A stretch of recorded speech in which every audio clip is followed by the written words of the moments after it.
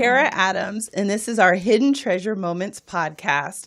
Now, this podcast is all about giving a voice to everyday people going through extraordinary things. Now, I say that each time, but really it's ordinary people going through extraordinary things and helping their community to be better. Like, that's the piece I need to add on it. Because every time I have a guest, they are entrenched in making people better, whether it's their community, whether it's, their family, whether it's cancer patients, no matter what it is, that really I seem to pick people who are super awesome and amazing. And this week is no different than every other week. I have the beauty, and I always have really beautiful women. I don't know what the heck that is. But this week, my guest is Jana Arellano, whose name is quite a bit longer than that, but she did me a favor and made it short.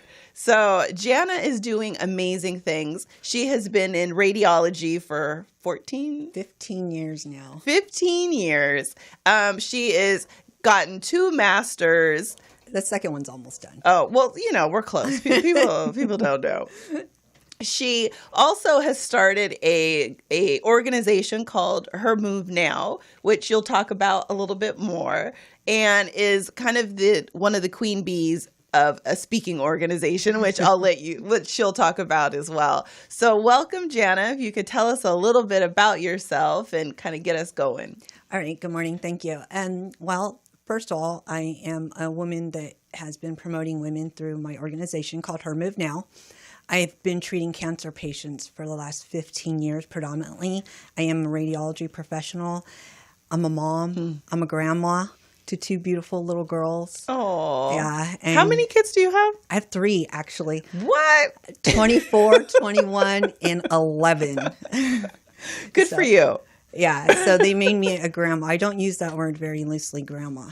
So they call me Jamma. Oh, that's cute. Yeah. That's cute. And so, I've been working in the community of Riverside for the last 15 years and just about to make a change because Monday's my last day in radiology and radiation therapy, and I am leaving the field.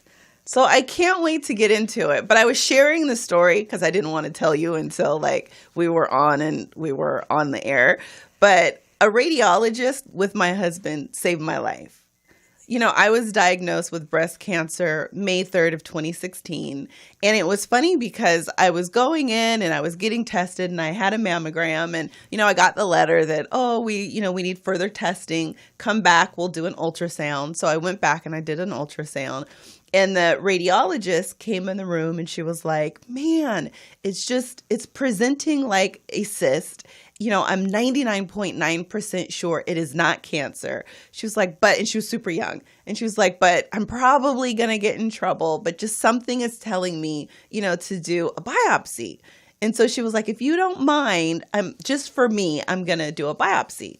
And I was like, well, no, we don't have to do it. If you're I trust you. If you're 99.9% sure it's a cyst, hey, I'm willing to live in that world. I'm fine. And she's like, no, there's just some nagging. Let's just do it. And I was like, ugh. She's like, call your husband in and, we'll take care of it right now. And so I was like, okay, fine. And so we did it. And she's told me well, you'll get a call in probably a week or so. And no matter what, we call either way. So don't be scared if we call. And, long story short, I was diagnosed with cancer. But I was totally trying to talk her out of doing a biopsy. So it's really cool what you do in your profession.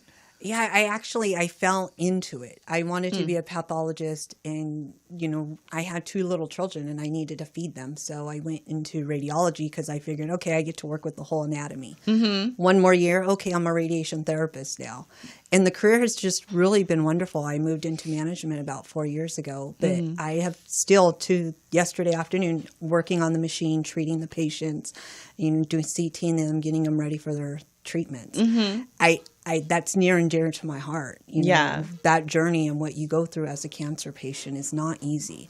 And do you or have you done kind of the same thing where it you're almost positive it's nothing or something super super small, nothing to worry about, and you go kind of against that and go ahead and test the person for something more? I don't do the test. I actually administer the radiation. So the patients that come to me know they have cancer. They are going through that journey. They've had their mastectomy for a breast patient, and they're coming in for that course of radiation.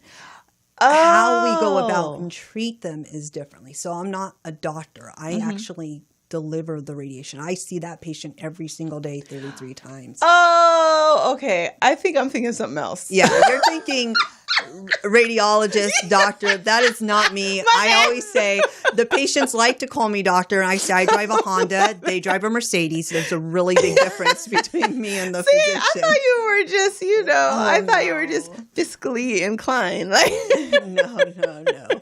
And I don't want that. So funny. But I've managed the cancer center for the last 5 years, and I've worked there, 14 years in the same building. So I like to think, when I look at the cascade of people that I've been able to treat in the community, it makes me want to cry to think that I'm leaving it because I have put everything in the last 15 years into that center. Yeah. And everything that I've done, I've literally replaced a faucet in the center at my office.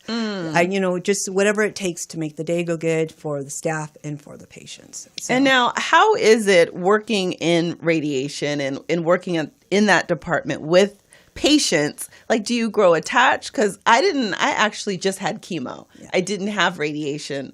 And so I didn't have that experience. Well, radiation therapy is one of the most rewarding careers in healthcare. And it came out in an article. And I truly believe it because we see the patient 33 times. I have been to my patients' children's weddings. Oh. And that was back in the day when you can mingle with them a little bit. But I've watched support groups be created in my waiting rooms and watched the people. I treated my ex-husband who died from cancer last year. And it's a different experience when you get to see them every single day. But I don't talk to my patients about cancer. I could tell you what they had for dinner, how many grandchildren, what their career was. They don't come in. They come in as a person into my room, and we don't talk about the cancer every day. Right. It's just not something that we do. I wish more practitioners and more medical professionals kind of took that approach, because it's a whole different thing. I was going I was going every month and getting my treatments, and we would talk about how are you feeling, how are your side effects, but not like how's Troy, how's your life. Like, we didn't ever get to that point. It's amazing. Just recently, just to get a patient through the scan, because it's hard for some of them. Me and my nurse were singing Mary Had a Little Lamb to the patient through an intercom with the patient's daughter. I mean, that's the difference. And it's so sad to think that I'm leaving them, but it's time. And I know that they're really good. What we've been able to deliver in my center with the staff. I mean, my nurse is fabulous. She does a birthday dance for the patients. She's really. I just gave her an award, printed it up, like #1 singing nurse there is. But leaving that is going to be hard. But it's not sad like you think. If you look at statistics as a whole and where we're at with breast cancer and where we're at with prostate cancer, we're really doing good work out there. Yeah. And when you look at that, when they come in for this, they're leaving, and living their lives. It's not depressing. It's not sad. It's very. I get more food delivered to my center. I gained 20 pounds the first year, because the reward is just constantly there from the patient. Yeah, and you don't think about it like that. Like, if I hadn't gone through it myself, it's funny, I say a lot that, cancer, I was surviving my life before cancer. And now I'm thriving through my life. Like, I'm doing things, I'm living a life of joy, and, I'm constantly searching for my purpose and making sure that I'm in line with what I'm supposed to be doing.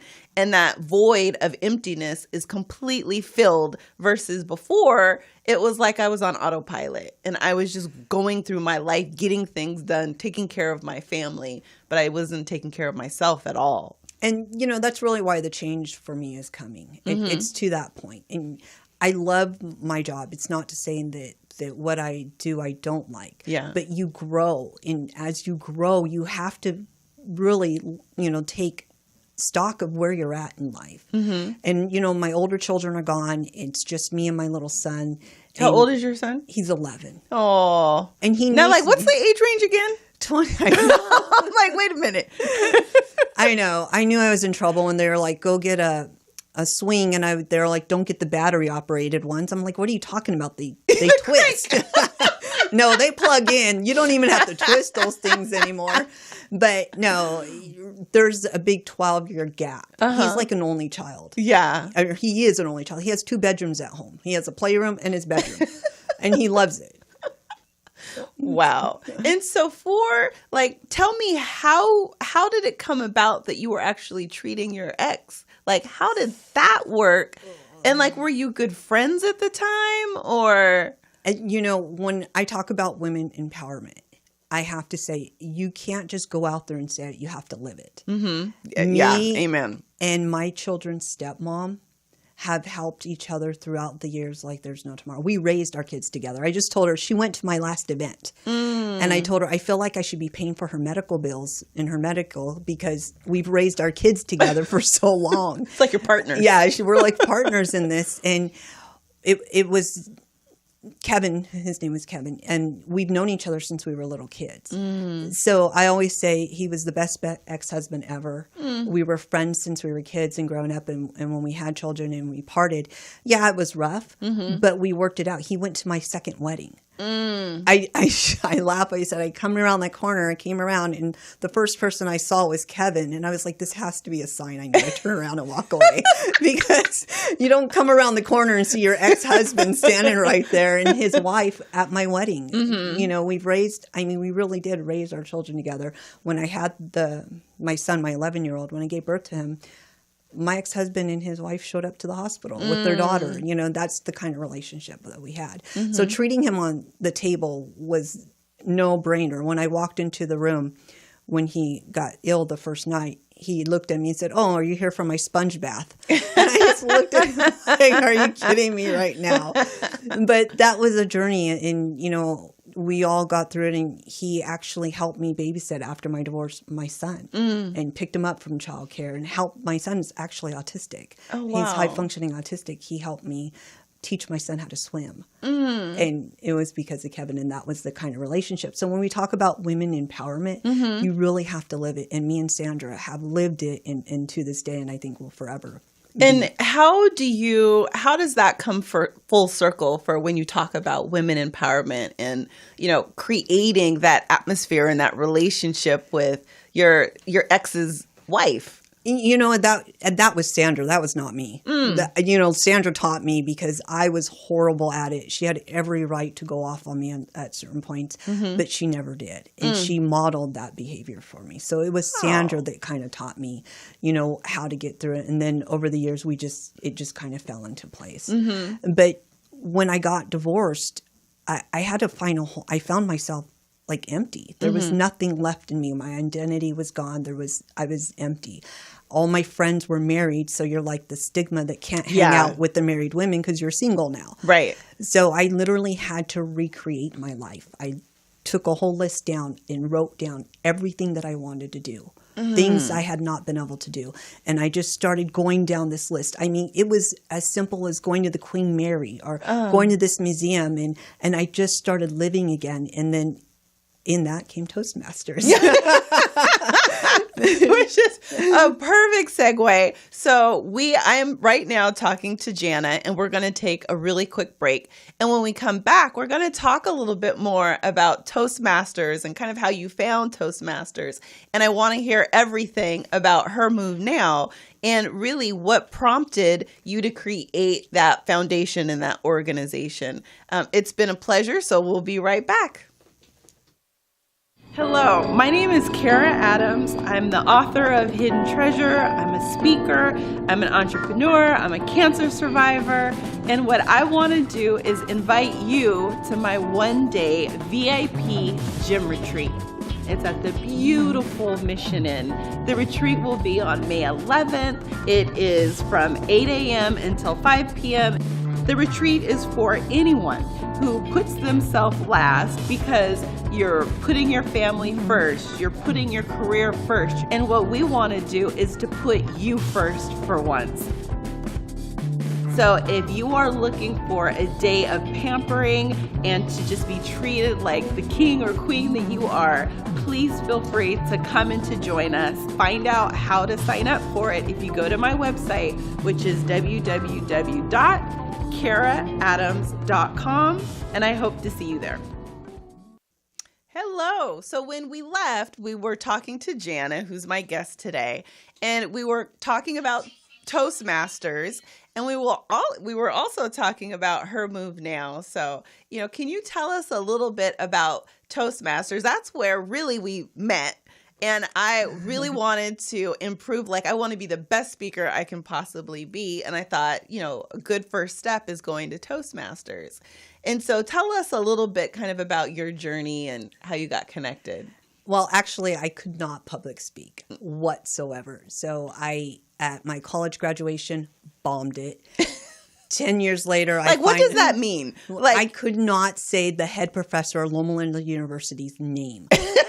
They were like, you're going to go first. I went to go and literally stood there. There's my dad and everybody out there and nothing. I fumbled through. Someone just came and hugged me. Yeah. At that point, it was bad. They So, came and rescued you. Full circle, 10 years later, I get a management position. I'm the manager of the cancer center now, and they take us to Las Vegas. My manager set me up for success. We were doing the Shark Tank thing, and I was to go up there and speak in front of the CEO and the COO and the head medical director. And I pulled one of the other managers up there. I couldn't speak. I was shaking. And I literally call it the Scooby-Doo Shaggy knee shake. I did not know was humanly possible until it happened to me. My knee was shaking so bad. I heard someone go, look at how nervous she is. She's shaking. Oh my gosh. Which only makes it worse. And it was bad. Hand me another beer because I'm not going to get through this. That Friday, I walked into my first Toastmasters meeting. And really, Toastmasters, it's a great organization. It's international. And what it does is it teaches you the skills to be a public speaker. Mm-hmm. And it is a self-learning platform, but Club 290, Grand Terrace, love them to death. Woo, woo. Yeah, they have been Club 290. the mentors in all of this. And every week I would go to this club and I would, get up there and they would take me inside and teach me how to create content and give me the feedback I needed to be able to speak. And with all of that was 5 years ago. Mm-hmm. I've learned to be able to public speak. Not only that, I started teaching leadership and communication classes. And for healthcare organizations, I've been able to teach classes on empowerment. And then within that same time that I joined Toastmasters was the time that I was divorced and no friends. The people in Toastmasters introduced me to some women. And as time went on, I started meeting more and more of this group. And I created this little tribe, I guess, of women that we just kind of help each other out and network and really sit down in restaurants and, do you know this person, or how can we help each other? And they may not even realize that that's what they've become, but that's what we've become. Oh, wow. And I know that, for me, my very first time that I went to Toastmasters, when I came home, Troy, my husband, was like, did you have to do table topics? Because he had done Toastmasters. And so I was like, that is so funny. Yes. And so tell us a little bit about table topics and why you do them and how it prepares you. So what it did is you learn there's two different platforms. And you learn the speaking platform and then you learn leadership. Mm-hmm. So I'm currently the president of our club. I've been the area director. That's all I want to do. But it's a lot of work because it is all volunteering. But with the table topics is you get a question and you have to answer it within 2 minutes. You have a 2 minute, everything's timed in Toastmasters. Mm-hmm. But you have to think quick on your feet. Yeah. And if you don't have that muscle developed, you hear the ahs and the ums when people ask you a question. I don't know about that. Mm-hmm. You ask me a question, I'm gonna but that's 5 years it took. It took every day going in there. Or every Friday morning at 7 a.m., which nobody even wants to see that hour. Tomorrow at 7, yeah. And to build those skills. And every week there's a new opportunity to speak or a new opportunity to learn a skill, whether it's create the meeting or be able to do a table topic or be able to time a meeting. And those are some of the skills that I've taken into Her Move Now, because now I've learned how to organize a meeting, how to run functions, how to set up speakers, how to introduce speakers. All of that came from that learning platform. And so, like, that's a great segue and transition to Her Move Now. I know before we completely move over, like, even if I think knowing how to speak and being comfortable speaking in front of a group of people, even if that's 10 people, like, it really does change what you can potentially do in your career, you know, how you meet people, just the possibilities open up when you feel comfortable speaking. I think what it does, and for me personally, is it built confidence. So I did a coaching session last week. I started coaching one-on-one for public speaking. And I literally looked at the girl. I said, this content. It's at work. Like, that should be the easiest thing. What you do every day for 40 hours a week, we should be able just to spell out of our mouth. But it's a confidence issue. And there's no way to build that confidence unless you get up there and do it. And do it pretty consecutively or consistently. And that's something that I had to learn myself, because it is total confidence. And what it's done for my career has just been life-changing. I mean, the people that I've met, the things I've been able to do, and the fact that these women trust me because they believe in me now, because they've seen some of the things that I've gone through and what we've been able to do, that for me is just phenomenal. I would not be here today if I not walked into that Toastmasters. That is crazy. Well, I think it's really interesting just to know more about it. Like, I've always known in the back of my mind. And then even like last year, I decided, okay, I'm going to find a club. And then we get introduced by Miss Patty Cotton. Hey, Patty. And, you know, Pat, and then when we talk, you tell me you're the president. And I'm like, okay, that's a sign from God. I need to go. God is telling me I need to go. And then I get a huge, probably a day after that, I got a huge keynote speaking opportunity. And so I'm like, oh my God, okay, God, I hear you. I hear you. And so I'm like, okay, I am going, not because I'm uncomfortable speaking, but because I want to be a world-class speaker. I want to be the best I can possibly be at it. So whether like you're brand new and it's not, I don't know why I'm selling this like I'm selling Toastmasters. I do it all the time. I'm not even paid, and I just sell them. No, but I just think it's such a big opportunity for you to change your life, you know, for you to learn something and learn a skill that you can use in literally any area of your life. And that's really true. And even, I mean, we sell the fact of Toastmasters, and we sell learning to communicate in public speaking. But really what it is just learning to speak. There's other platforms out there. You guys call me. I'll pay me. I'll teach you. But the fact of the matter is just going out and getting that skill set.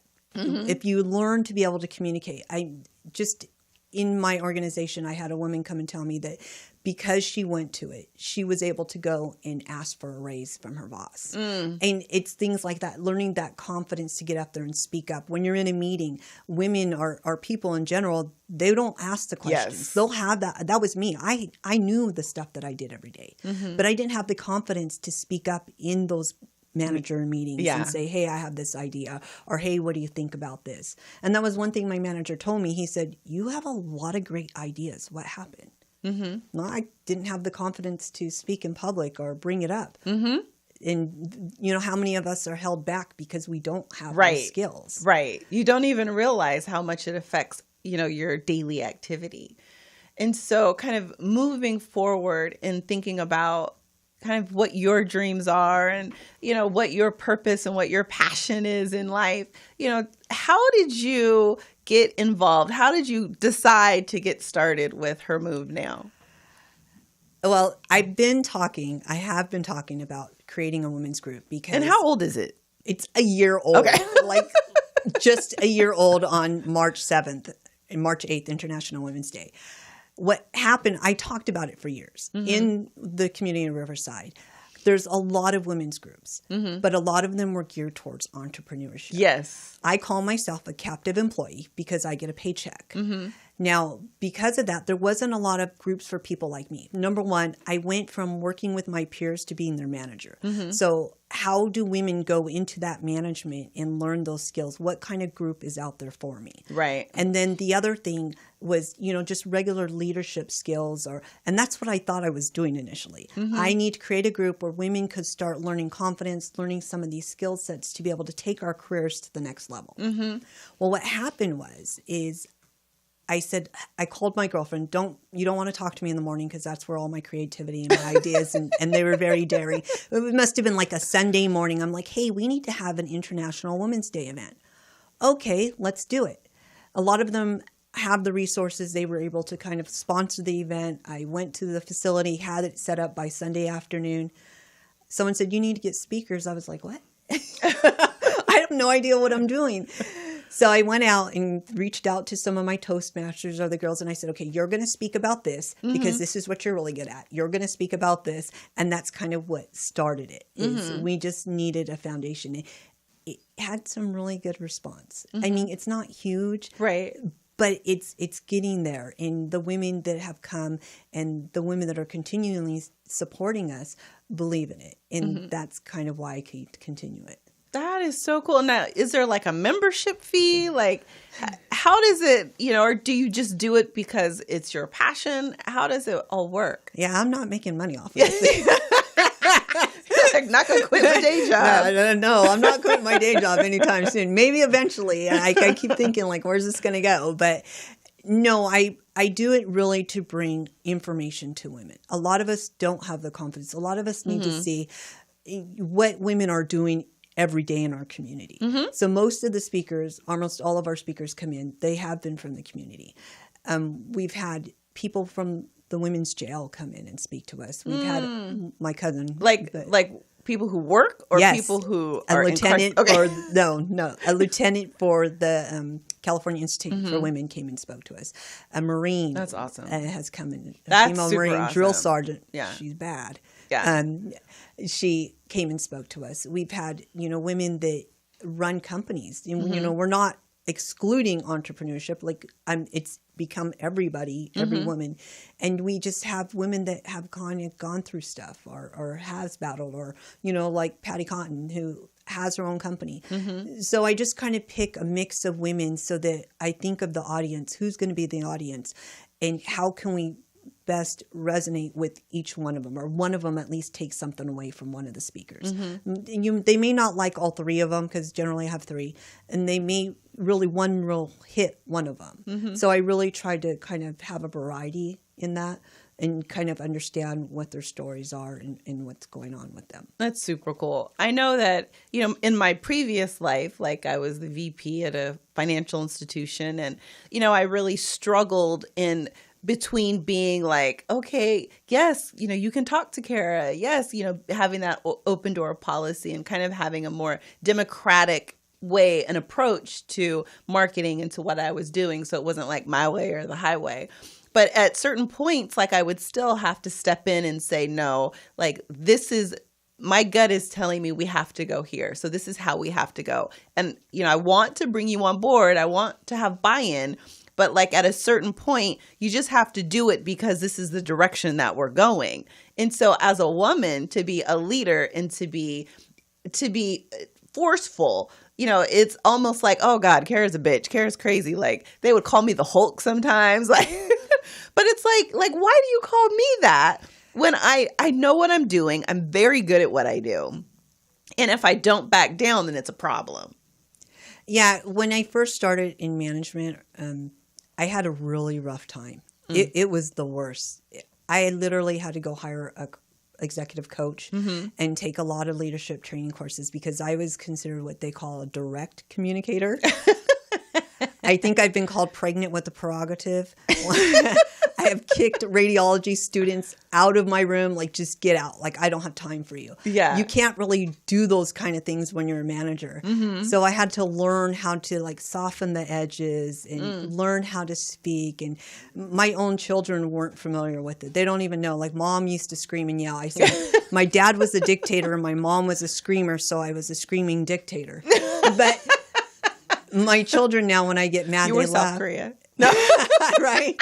Then when I get mad, I'm like, well, let's, I'm a Yeah. little more calm, and I don't necessarily go off and start screaming, and they don't know how to deal with me, like waiting for the rage to come out. So I really had to train communication skills in order to be the leader that the center needed. It was a rough year. You don't go from managing the peers that you talked about management with to managing them. Right. And which kind of led to It's a hard transition from being like the friend to being the boss. Yes. It's a hard transition. I would go home and think, why did I do this? Why did I do this? Yeah. Because they hated me. And rightfully so. And now when I'm leaving, they're like, man, we just have the greatest team. And I feel bad because now they're like, we don't know what we're getting. Yeah. But I think what people miss in that, and like what you're saying, is that you can't quit. You can't give up. You have to continue to learn, continue to do what you know in your heart you should do, and just let whatever happens. It's like sometimes we get caught up in the uncomfortableness of where we're at. And so that's kind of, it's a cool lesson for people to hear. And I think I've been like that in a lot of ways. Like when I think I went to X-ray school, I didn't have anything else. Like there was no other thing. Like I had to be able to get my license and to be able to take care of my children. And when I used to run half marathons. I used to talk about how the first 3 miles, if you would have picked me up, I would have jumped in the car. But I would get through that. So I tend to get this like OCD tunnel vision that once I'm on a mission, like just watch it because there is like no other way.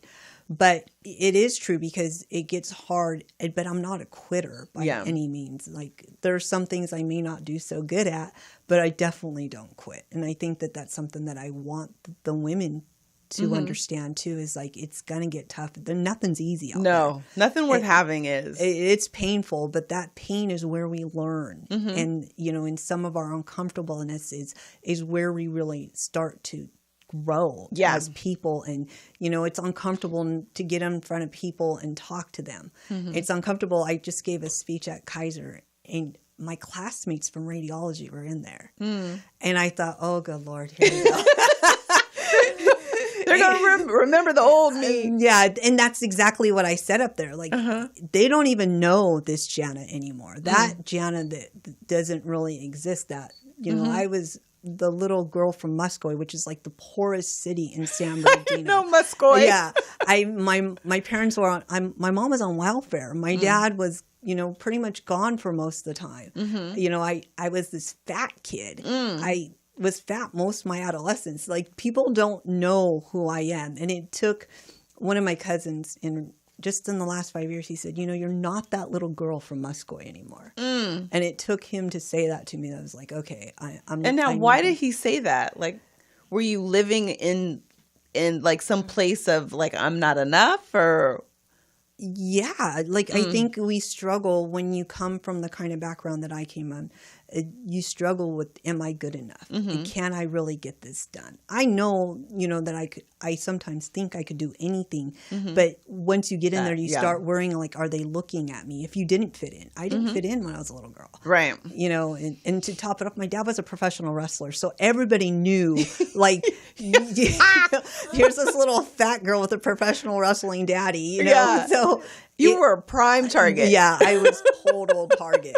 And so when you come from that kind of background, you do struggle with confidence. And, I wonder, because I feel like, no matter what our background is, no matter where we come from, men, women, whatever, that we all struggle with that. I'm not enough. Like, I know I had that same little voice in my head who would be like, you don't know marketing enough. You shouldn't go for that VP. You shouldn't do this. Like, people are going to recognize that you are faking it. Like, I would have that voice in my head. And, after I wrote a book, and after that, like, I started to see where it came from.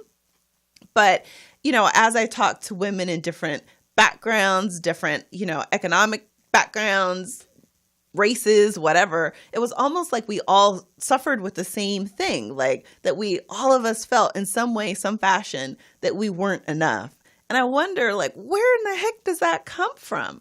And, it's relevant because I could sit with the women now, and that's another reason why I started pushing Her Move Now, because these women need to see what they're capable of. Like, what's possible. What is possible out there? Like, I see these women with such good strengths and such good just skill set, and they hold themselves back, and they do it out of fear and confidence because they don't think that they're good enough. Yeah. And I tell them all, like, you are perfect for this. Like, I'm always trying to encourage my friends or people to do more because they need to reach that next level and that next level of potential. Even my staff, you know, I'm leaving, like, you need to try to take this position from me. Yeah. Like, you need to go higher. Like, there's no reason why you can't do this.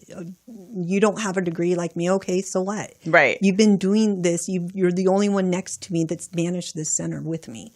So that's something that I think that we all struggle with. I know CEOs, COs that struggle with it. It's relevant. It's like everywhere. Like we are so much more connected as people, as women, than anyone would ever know if you don't talk about it. And so, like, that's why, one of the reasons why I love this podcast and I love bringing in women. Troy, my husband, was like, oh, you're bringing in Jana. What are you guys going to talk about? And I was like, oh, she's lived this super interesting life. And like, I'm so fascinated with women and like what we've gone through and the fact that we are so connected, no matter if you make $1 million or you make $10. Like, we all have these struggles that if we just don't give up and if we just recognize that failure is part of the journey, there's nothing wrong with failure. Failure is a teacher as long as you learn from it and you get better and better and better and higher and higher and higher. And so whenever I have the opportunity to like sit with somebody who's redefined themselves, who've recreated themselves, and that you're living this life that is yours, that you take ownership of, I'm just in awe. And I love to hear the stories and I love to share them because we don't know who's listening, who's hearing this and who's thinking like, man, I feel the exact same way. I feel like there's no way I could go for that job. There's no way they'd hire me. I don't speak well enough. I don't have enough education, just whatever it is. And like my platform is always about, you don't know until you try. Like my dad would tell me, fake it till you make it, girl. Fake it till you make it. And so I'm like, I take that to heart that even if I don't know how to do it today, I'm going to figure it out and I'm going to rock it and I'm going to kill it and I'm going to be the best I can be at it. But it's like that took a long time for me to get here. It's funny. One of my girlfriends, every time I do something for her, I get really freaked out. And I still struggle. I struggle with failure all the time. I'm deadly afraid of it. But I go for it anyway. People will ask me, especially in Toastmasters, you ask Jana, she'll just do it. I say, okay, what am I doing? Yeah. Like, I'll just go for it. Try. But when I first got into management and they brought me out to networking, this event, and they're like, who wants to make this flyer? And I was like, I'll do it. I've never done it, but I'll do it. It was the worst thing I had ever done. And they all complained about this flyer. So someone else took leadership of it and she created this flyer. I went home and took that flyer and downloaded the software for it and tore it apart piece by piece because I was like, I will never do this again. I will know how to do this. And I think I stayed up till like 3:00 in the morning trying to figure out what the heck did she do. Now I create the flyers for my events. Yeah. And you're like, now I got it. Now I got it. But that was a moment and I was so embarrassed. And I remember thinking, God, how do I look in front of all these people? They don't remember it. Right. I remember it. But, they laugh about it, or if they do remember it, they don't tell me about it. But because like, I'm so remember far that from awful that. flyer you made? And I bring it up, and she's like, "It's years past. It doesn't even matter anymore." Yeah, and that's the truth. Some of our failures that were like, they don't even matter anymore. But that's just how it works out. And I call every time I like do something that it's the very first time to like get myself out of my own head. I'll say like, that's my shitty first draft. So like if I give it to someone, it's my shitty first draft. Like take a look at it, tear it apart. I recognize it's not great. So, my goal is to just make it better. And somehow it takes away the pressure and it allows me to give it to them. Like with the book, I did not want to give it to anybody. I didn't want anybody to read it because I was like, oh my God, I'm not an author. I'm not a writer. Like people are going to read it and be like, this is so awful. You write horrible. Like why would you do this? But then once I did it and, I went through the editing and I thought, oh my God, this could be good. People could like it. People could get some type of motivation from it. And I think like if I never would have at least tried my shitty first draft, you know, I wouldn't be here. Literally, I wouldn't be here today. So we should all have shitty first drafts. Everybody have a shitty first draft. But I was mad at you because I was crying. I was reading the book and I'm like in bed and I'm like tears are coming down. I'm like, damn her. Like, this is not how I wanted to spend a Saturday night. I know. I was like, this is really bad. But it did give me a different perspective because when I see the patients, they're already diagnosed and they've already, I always say they've already kind of dealt with that. And so I get a different patient coming through my door. Now we're on the very tail end and we get to celebrate life and what the end's coming to. But your story comes from the very beginning of it in how the diagnosis goes. And I understand it and I know it, but to kind of feel it through someone else's journey was really nice to have. And I thought, oh, wow, what timing. Here I'm leaving the field.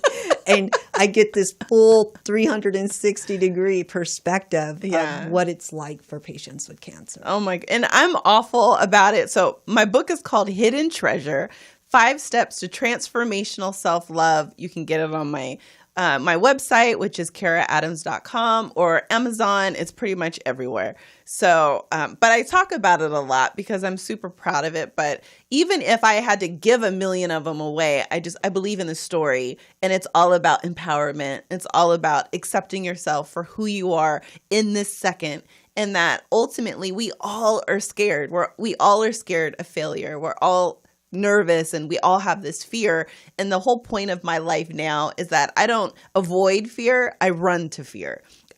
Because for me, it means I'm being courageous, and it means that I'm learning and I'm improving and I'm growing.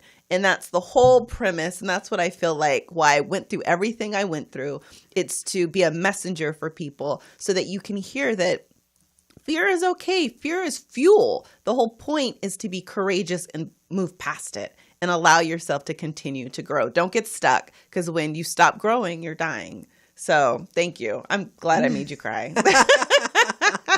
Means I'm working hard. It was a very good story, and I appreciate it. But the truth of the matter is that in what we do to give our stories or share our journeys, or and that's what Her Move now is about. I'd like to bring women that have resonance to be able to say, you know what, this is what I went through. One woman came to me and said, I don't even have a story. We all have them. She was the most inspiring speaker of the night. I don't have a story. I don't know what to talk about. Some of us we're so humble in what we do. We don't even realize that we've gone through this. And me, talked about it. Like, we just do it. We don't even think about it. We just do it. And if I have to think about some of the, getting up every morning and driving to work, I would get frustrated. I was working 2 jobs for 10 years, 60 hours a week. Wow. Like, when I think about it now, and, this is the whole time I was married, when my son was little, when he was diagnosed with autism. And, I was breastfeeding in the parking lot of the hospital, handing him to his dad, and then going doing a whole nother shift and coming home 24 hours later. When I think about back then, I think, God, man, that was hard work. But I didn't think about it as though I was going through it. Yeah, you just did what you had to do to survive. And at this point in my life, moving forward, it's not about the survival. I don't want to just survive anymore. Amen. I do want to live a thriving, purposeful life. And giving back to other women is kind of the journey that I'm on. I mean, I will have a job. That's my fun. But I will have a job. It's just a total different industry, and it's a total different segment of my life, but a lot of it came from Toastmasters. Again, the learning to communicate and do public speaking has allowed me to take on this whole new career move in this career direction. Oh, I'm so excited for you. So what we're going to do is we're going to take a quick break. And when we come back, I want to hear what's next. I want to hear more about what your dreams are, what your passions are, and really what you see that next step, that next level of Jana. So we will be right back.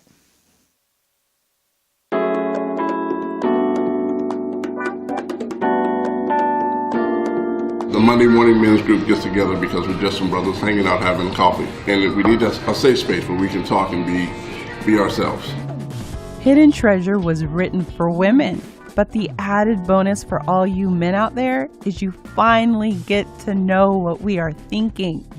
If you want to live a life you love, if you want your relationships to be stronger, then purchase your copy today. Hello, my name is Kara Adams. I'm the author of Hidden Treasure. I'm a speaker. I'm an entrepreneur. I'm a cancer survivor. And what I want to do is invite you to my one-day VIP gym retreat. It's at the beautiful Mission Inn.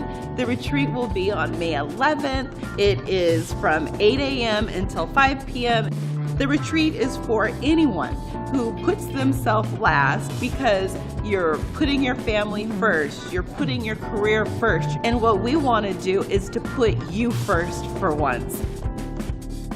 So if you are looking for a day of pampering and to just be treated like the king or queen that you are, please feel free to come and to join us. Find out how to sign up for it if you go to my website, which is www.karaadams.com, and I hope to see you there. Welcome back. This is Hidden Treasure Moments podcast. My guest today is Jana. We're talking all about women empowerment, living kind of your greatest life. And when we left off, I was asking you kind of what's next, what's your purpose, what's your passion, what are you living into? Well, the next thing is to leave my job after 14 years. So scary. Gut wrenching in some ways, because I think I didn't know. I knew I wanted upper management. I knew that was not going to be destined to be a manager of the cancer center. I want more. So this opportunity came up. So I'm leaving my job after 14 years and going on a complete different career path. It is going to be along with business development. It is still in healthcare, but I feel like it's going to have a bigger impact in healthcare. And that's really what I wanted. Like, I've been able to do the cancer area of healthcare. Now, what I do is I build EMR systems, like not build them up from the ground up, but electronic medical records. Okay, because I had no idea what that was. So I'm sorry. Electronic medical records. So I'm in charge of 7 centers' databases on top of being the manager. So it's just what you were doing before or what you're going to? What I was doing before. Oh, okay. So my job was dual, triple, depending on the day, quadruple titled. But I learned EMR systems. I learned how the data comes in. I am a data nerd when it comes to analytics. Data's good. Yeah. That's why I'm in healthcare informatics for my degree. But taking that onto a different footprint in healthcare. So we have all of this data that's available to people. Like if you go to City of Hope and then you come out to Riverside, and how do we get all that data linked, and how do we be able to treat the patient in an efficient So the man manner? knows what I'm doing at all times. Yes. Yeah, I call it the big brother of healthcare because it really is. And I'm going to be working for the Healthcare Exchange in helping with them with their programs that they've already created, and just kind of going off of what the programs are going to be. Wow. I'm still a little bit vague, like, okay, well, where is this going to go? But it is, business development marketing. Yeah. And it's a whole different thing for me. Whole different ball. And I'm really excited. And when I went in for this job, it was interesting. Their first comment was they weren't prepared for my level of expertise, I heard. I probably shouldn't say it, but yeah. And I was like, well, what is that? So I pretty much told everybody at Toastmasters, well, I interviewed for this job, but I don't think I got it. And it was funny because I got 2 declines from Kaiser yesterday saying that my expertise was irrelevant. But so I was like, okay, I didn't get the job. Well, they created a director position for me. Oh, wow. So that was really, really good because I thought I didn't think this was going to happen. And it did happen, and everything kind of lined up. And so I took the job. Like, here I am going to just go. Stepping out on faith. You know what? It's just all in. Like, what am I going to do? Like, if I fall, okay, I'm sure I'll learn something along the way. I'm sure I'll fail a couple of times in it, but it's going to be definitely a learning thing. I love challenges. So I think it'll be good in that sense for me. And now something just popped in my head. Do you date? Womp, womp, womp. Oops. That was the crickets. I'm like, you've got how many masters? I'm working on my second master's. I'm my MBA, and I'm working on healthcare informatics. I'm like, you're this huge, smart, brainiac, beautiful woman. I'm like, okay, so let me ask about your personal life. So how is that going?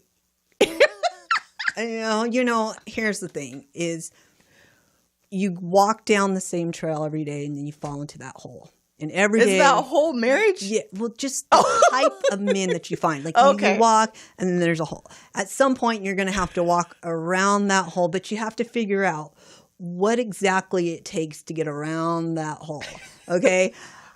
I tend to fall into the same kind of men. Okay. And I've stopped myself because I didn't know my value and my worth before. My marriage, not the first one. I mean, the first one was bad, but we were young and we were delivered a lot of bad things. Mm-hmm. The second marriage, I will honestly say, was just horrible. And in it, I walked out of there, okay, what can I learn about myself? I'm like, at what point did you recognize that was maybe a mistake? Well, I did work 2 jobs, so it wasn't like we were ever really around each other. Mm-hmm. But there was a lot of points, and I'm not, I mean, I could badmouth him for days, but I have to take ownership of what I delivered to that. And a lot of it was just turning my head. Mm-hmm. And so now moving forward, I have to know my value and what I bring to the table. And I don't want someone to look at me, and unfortunately, this is the way that they looked. Oh, you do well. You take care of yourself. Like, you could provide for us. I'm not doing that anymore. Mm-hmm. And so when men don't see the value in me, I don't give you my time. Yeah. And which is good. I dated I have dated, and I've dated some fools, and I've dated some really good men, and I've stayed friends with, like, I get upset, like, dang, why'd I date you? Because you're a really good guy and I want you as my friend. But, and I've made some mistakes along the ways, but you learn from that. And at this point, someone asked me yesterday, well, how's the day in life? Oh gosh, crickets. Like, I just can't go there now. Like, that you just have other things. And when the right person comes, like, he'll just come naturally. Yeah. And, I said I was the professional dumper. Like, they dump me. Like, everyone has dumped me. So I had to start looking like, what am I doing wrong here? Uh-huh. But it is a challenge. I'm 44 years old. Most men my age want the younger women. The 29-year-old. The 29-year-old. Everything's still tight. And I guess my maturity is a lot more for a 40. They can't keep up with me. Mm-hmm. Like, I do CrossFit. I throw 100 pounds over my head. Like, I can intimidate a guy pretty fast. And I think that that's probably my biggest problem. Is you have to be a strong person to handle me. Mm-hmm. And there are some out there, and I'm not trying to be like them all, but yeah. But it's just, you're being transparent. It is real. Just telling the truth. This is what I tell my girlfriends. This is the way it is. And even my best friend, I'm still really good friends with a boyfriend from high school, and he tells me, you intimidate them. Like, what can they give me? Mm-hmm. And I'm not making a lot of money. I think that my confidence level has gone so far up that men are just as unconfident as women. They just hide it better. Right. So they are a bit unconfident when it comes to me. Mm-hmm. And that's okay right now. I have an 11-year-old kid that needs me. And with my older children, I remarried when they were about my son's age. Mm-hmm. I don't want to put this one through that. It was hard. It was hard. It was hard. And I think my older children will probably be scarred for life from it. Mm-hmm. But, I don't want to put him through that. And he needs me more than anything. And, we have a good life. It's solid. We have our schedules. And not too many men could deal with an autistic child. He has his moments. Mm-hmm. So I have to be realistic about that too.